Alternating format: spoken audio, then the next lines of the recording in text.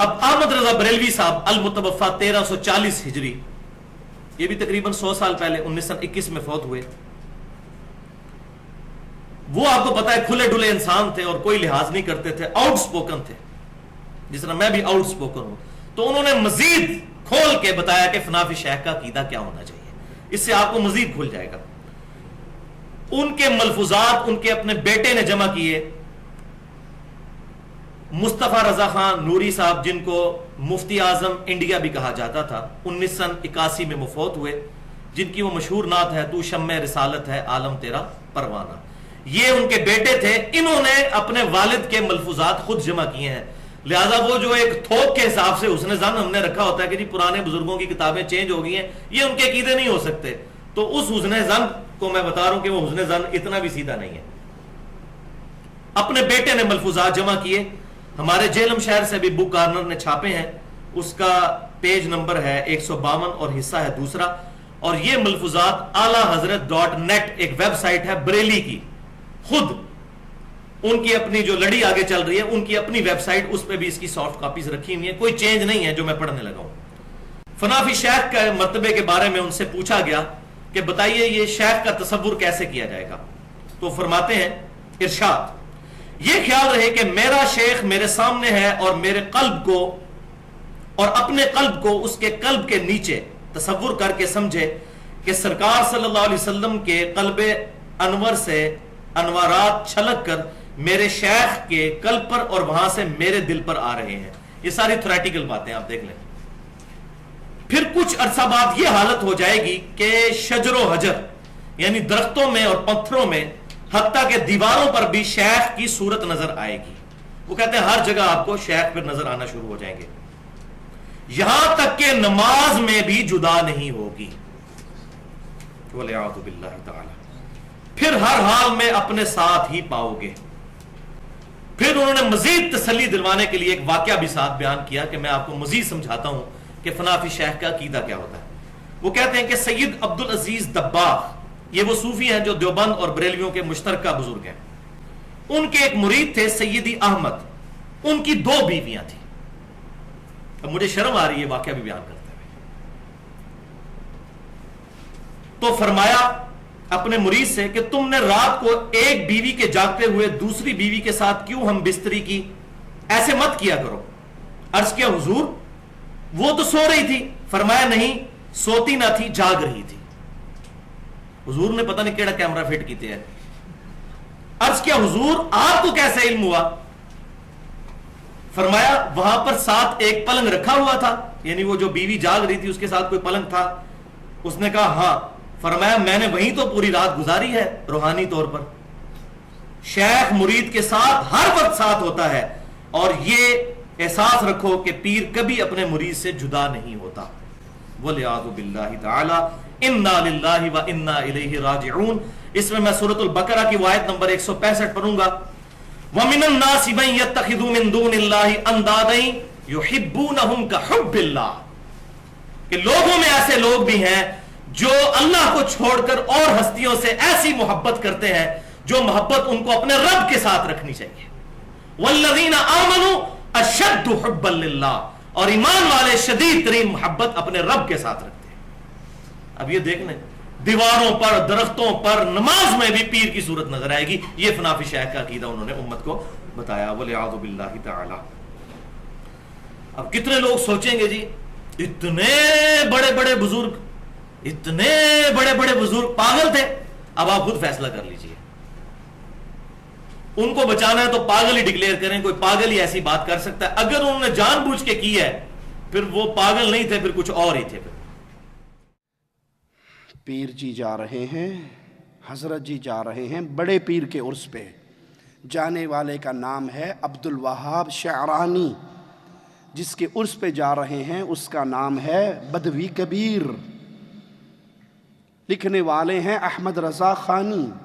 اپنی کتاب ملفوظات میں اس پورے قصے کو نقل کرتے ہیں، جس سے ہمارے دعوے پر دلیل ثابت ہوگی کہ خانقاہی نظام، قبر پرستی کا نظام، مزارات کا نظام صرف عورت کے حصول کا ایک ذریعہ اور مال کمانے کا ایک ڈھونگ ہے. راستے میں ایک عورت پہ کنیز پہ نظر پڑ گئی شعرانی صاحب کی. جب قبر پہ پہنچے حاضری دی, بابا جی کو سلام کیا تے بابے نے تھلوں پوچھیا چنگی لگی؟ اور جیڑی کڑی تے نظر پئی تینوں چنگی لگی, اچھی لگی آپ کو وہ جو راستے میں نظر آئی تھی؟ تو بے شرم مرید کہتا ہے پیروں سے کیا پردہ. جی بابا دل کو لگی ہے. آج بھی یہ جملہ چلتا ہے نا, پیروں سے کیا پردہ. جی پیروں سے بھی کوئی پردہ ہے. مریدنی آتی ہے پیر صاحب کے سامنے گھونگھٹ کر کے بیٹھتی ہے.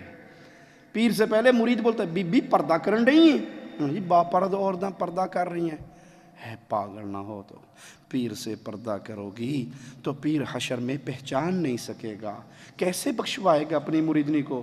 وہ بغیرتی کا پورا پھاٹک کھول دیتی, پیر جی رج کے ویکھ لو. سید بدوی کبیر پوچھتا ہے تجھے اچھی لگی؟ کہا پیر سے کیا پردہ, آپ سے کیا چھپانا, بہت اچھی لگی. کہا جاؤ ہم نے تمہیں دے دی. مرید حیران کہ اتنے بڑے تاجر کی کنیز پھوکٹ میں مل گئی, فری میں, یہ کیسے ہوا؟